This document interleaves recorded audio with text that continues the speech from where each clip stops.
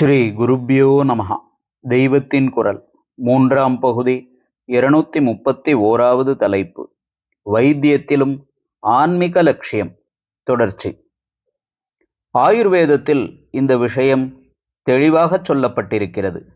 நாஸ்திகனுக்கு வைத்தியம் செய்யாதே என்று அதில் சொல்லியிருக்கிறது. அது இந்த உள்ளர்த்தத்தில்தான். கேட்கிறபோது இதென்ன, கருணையே இல்லாமல் இப்படி சொல்லியிருக்கே என்று தோன்றலாம்.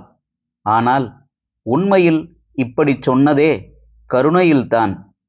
வியாதியில்தான் கஷ்டம் தெரிகிறது. கஷ்டம் என்று வரும்போதுதான் எப்படியாவது மீள வேண்டும் என்ற தவிப்பில் கடவுள் இருப்பது நிஜமானால், வேதசாஸ்திரம் நிஜமானால் என்னை அவன் காப்பாற்றட்டும், நான் அப்புறம் சாஸ்திரப்படி பண்ணுகிறேன் என்று ஒரு நாஸ்திகன் நினைக்க முடிகிறது. வைத்தியன் சிகிச்சை பண்ணமாட்டான் என்று வைத்துவிட்டால் அப்போது நாஸ்திகன் பகவான் பக்கம் திரும்பத்தான் செய்வான். பகவானும் அவனை சொஸ்தப்படுத்தினாலும் படுத்துவான். அப்பர், கூன்பாண்டியன் மாதிரியானவர்கள் நாஸ்திகர்களான போது ஈஸ்வர சங்கல்பத்திலேயே அவர்களுக்கு வியாதி வந்து அப்புறம் ஈஸ்வர சக்தியிலேயே அவர்கள் குணமானதையும், அதனால் அநேகம் பேர் வேதத்துக்கு திரும்பி ஆஸ்திகர்களாக ஆனதையும் பற்றி படிக்கிறோம். அந்த காலத்தில்தான் அப்படி நடந்தது என்றில்லை.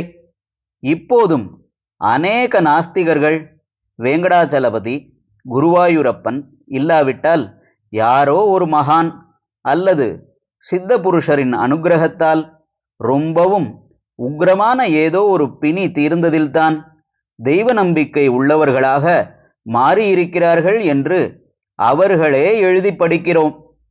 வைத்தியமே இல்லை என்றால்தான் ஒரு நாஸ்திகன் பகவான் பக்கம் திரும்ப அதிகம் சான்ஸ் உண்டு.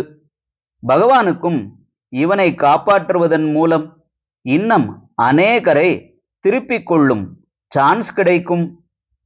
காப்பாற்றாவிட்டாலும் கடைசி காலத்தில் இந்த நாஸ்திகன் அவனை நினைத்ததற்காக அடுத்த ஜென்மாவில் ஆஸ்திக்ய புத்தி உள்ளவனாக பிறப்பிப்பான். வைத்தியம் செய்து வியாதியை போக்காததால் ஒரு நாஸ்திகன் கஷ்டப்பட்டு கொண்டே இருக்க வேண்டியதாகும் அல்லவா? இந்த கஷ்ட அனுபவத்தால் அவனுடைய பாபம் குறையும். இது ஒரு உபகாரம்தானே. பாபத்தை போக்கிக் கொள்ள அவன் வேறு எந்த அனுஷ்டானமும் பண்ணாதவனாச்சே. நாஸ்திகனுக்கு வைத்தியம் பண்ணி ஆயுசை விருத்தி பண்ணுவதால் அவன் நாஸ்திக்ய பாபத்தையும் விருத்தி செய்து கொள்வதாகவே ஆகும். அவனால் ஊர் கெடுவதற்கும் ஜாஸ்தி வாய்ப்பு தந்ததாகும். இந்த மகா தோஷமெல்லாம் அவனுக்கு சேர வேண்டாம் என்ற கருணையால் தான் அப்படி சொன்னது. இந்த விஷயம் இருக்கட்டும். ஹர ஹர சங்கர, ஜெய ஜெய சங்கர. தெய்வத்தின் குரல் மேலும் ஒலிக்கும்.